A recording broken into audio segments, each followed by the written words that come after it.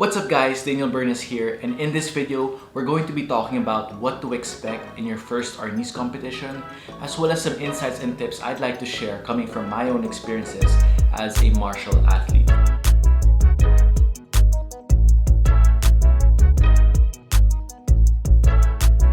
Now, before we get started, I wanted to give a quick disclaimer that this video isn't going to be about secret techniques or strikes to add into your arsenal. You have your coaches to teach you those movements. This is going to be more about the frame of mind or the mindset that I found to be useful in my experiences competing in the different competitions that I've been to.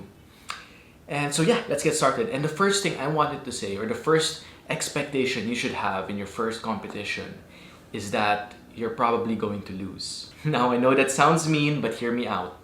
I'm not saying that you will lose, and I'm not saying that you should lose. But as with anything else, your first go at something is unlikely to be your best performance. Part of the process of learning anything is starting from scratch and slowly getting better and better over time. So it's okay to lose as long as you learn from it. Which leads me to my second point, which is that in this first competition, expect to learn so much. Competitions can be great learning opportunities. You get to see how other players approach the sport, and these are opportunities for you to gain more and more insights. And in my opinion, coming home with fresh insights, fresh learnings, fresh techniques, it's a lot more valuable than coming home with some trophy or some medal. That was supposed to land on my bed, but...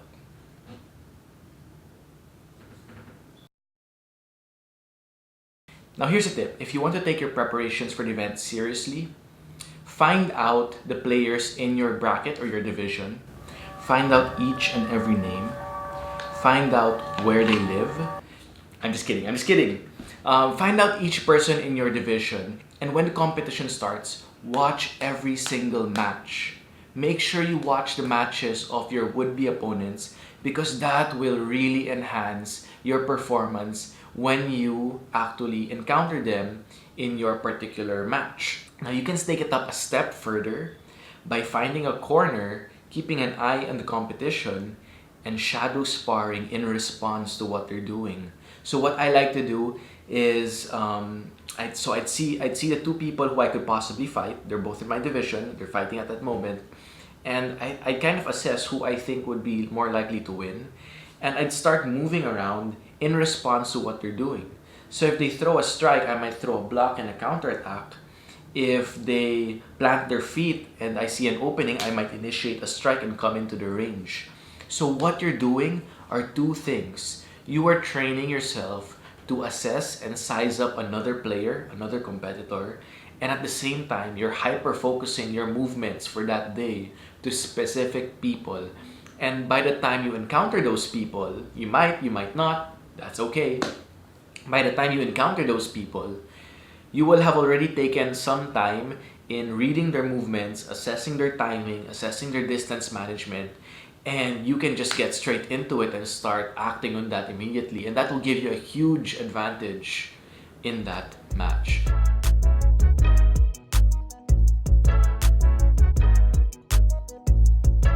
Now let's get into more specific tips for competition.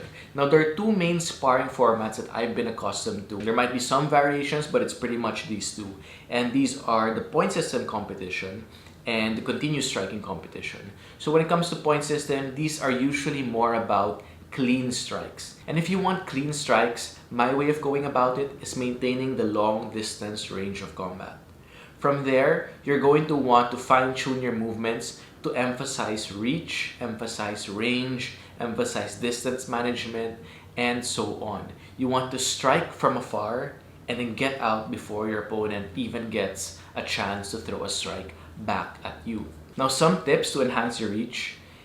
You're going to want to hold your stick all the way at the very end, as opposed to the average practitioner who holds it about here.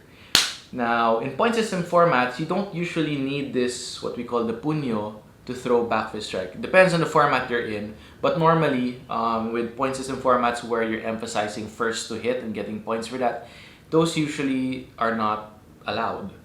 So you want to hold it all the way here. It gives you way more reach and way more range.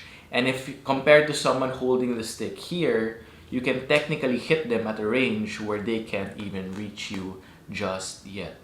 And when it comes to being efficient in range, you also want to make sure that instead of striking just like this, upright, you want to pivot yourself to put your dominant side even more forward, and that gives you even more reach and more range. So again, hold it at the very end, pivot yourself forward, and you can even lean forward just to get that little bit more of range where you can hit your opponent before they can even hit you.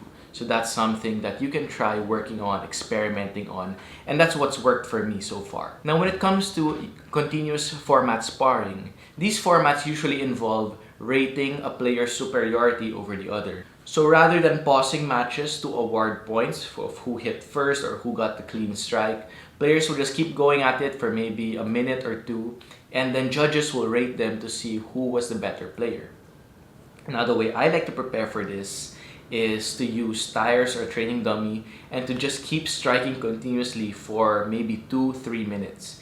If you can confidently and comfortably barrage a training dummy for about 3 minutes without getting too tired and things like that for multiple rounds, it's going to be easy to barrage a person for just a minute. Obviously, there are other factors that come into it, but that's what we're going for. You want to out-condition your opponent.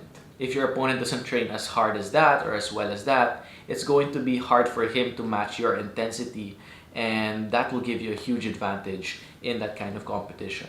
Now, assuming you have the same conditioning, what you can do to level up your performance even further is to go back to those clean strikes we were talking about, maintain that largo distance range, strike and avoid getting hit, because if you can land a few uncontested shots along with the rapid fire movements in the clinch range, it's going to be hard not to get a higher rating than your opponent, because those clean uncontested strikes are going to be a lot easier for the judges to remember, as opposed to when you guys just clash and start barraging each other with strikes. It's going to be hard to keep track of who has more strikes and so on. So that's a tip I can give when it comes to continuous sparring formats.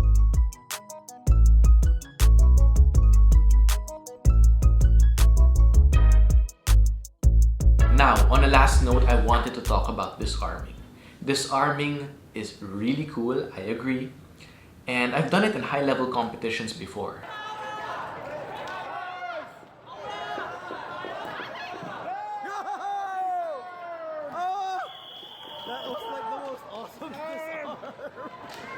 But I've never planned it nor intended it to happen or to execute it prior to the match. In fact, I don't even put much emphasis, sometimes even none, on training for disarming during my preparation for competitions. I'm mentioning this because a lot of practitioners on their first go at a competition are eager to try all the cool and fancy moves that they've been practicing and training.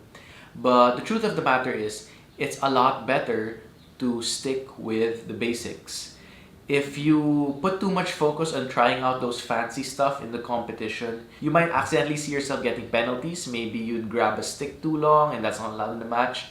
Or you may lose sight of more efficient opportunities to get a lead in the match. So try sticking with the basics and let opportunities for fancier displays of the art come out on their own. Don't force it to come out. It'll happen. So that's pretty much it for me. On a final note, I do want to say also that on your first competition, I hope that you enjoy it. For me, at least for me, I think that when it comes to the sport, the art, things would be really dull if we didn't enjoy what we were doing. And sometimes we fall into that trap when we're pressured by the competition or pressured by competitiveness. And so yeah, I hope you guys enjoy your first competition. Have fun, learn, do your best, and keep practicing. Whew, the trophy's fine.